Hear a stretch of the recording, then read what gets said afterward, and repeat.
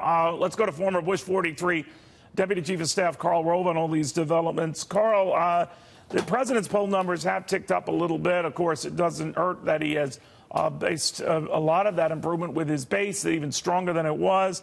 How does this all play out right now, the way you see it, with months to go, obviously, still before the midterms? Yeah, look, yesterday the Wall Street Journal NBC poll showed that his approval hit 45%, up one from a month ago. And you're right, a lot of that was the improvement was due to the fact that he's so strong among his base. But you can't win an election among your base. Less than a third of the electorate are Republicans. Just slightly more than a third are Democrats. It's those independents. And among those, President Trump went from having a 7-point deficit on the generic ballot question to having a 12-point deficit on the generic ballot question. So if the White House is paying attention to these polls, and we're seeing this reflected in a lot of them, he's great with the base. But he has got to be focused for the next just under 100 days on what he can do to strengthen his standing and the standing of his party among independent swing voters, particularly in these congressional districts where it's going to come down to a handful of seats will determine the control of the House of Representatives. You know, Karl, this might be an outside issue, but Ivanka Trump, as you might have heard, is shutting down her fashion brand. She says, my focus for the foreseeable future will be the work I'm doing here in Washington. But she had become a lightning rod for criticism with that association. Will it move the needle much one way or the other? Well, I don't think it'll move the needle much with public opinion. But look, she had a day job, and that was being, an advisor to the president. And her husband is similarly occupied, having worked in that place for 7 years. Let me just tell you don't want to have distractions. And obviously, her outside business enterprise has become a distraction. So good for her for making the tough decision to do it. I wish it had happened earlier. I suspect she wishes she'd done it earlier because it would have kept her from a lot of aggravation and unnecessary bad press. You know, it's interesting. Every time you and I talk, we can't help but mention this ongoing trade rift and the fact that the markets generally ignore it or aren't seemingly concerned about it for the time being. The president saying it will take some time. This isn't going to happen overnight. Now, obviously, he had that crowd with him. And he has offered an olive branch, I guess, to farmers and $12 billion in relief as sort of a way to ward off the effects of these tariffs that many of them are already feeling. What do you think of all that?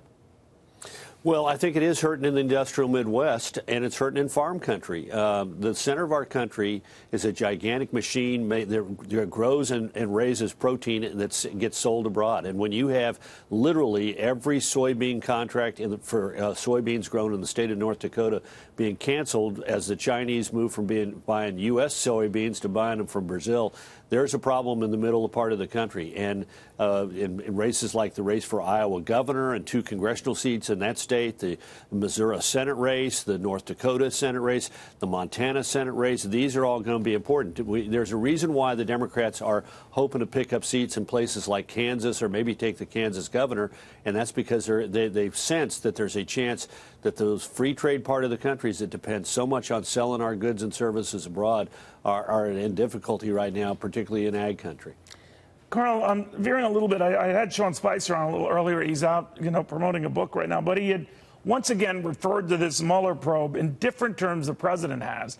He can understand the president's frustration with it as it goes on month after month after month. But he said it is not a witch hunt. He emphasized again he does not think it's a witch hunt. How is that playing out in the party?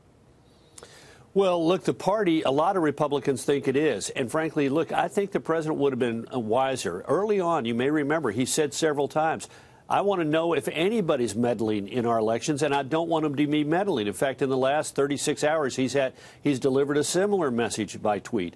I wish he'd been consistently there, because then we would have spent a lot less time talking about the Mueller probe, and that would have allowed him to have more time to talk about the other things that he's out there accomplishing.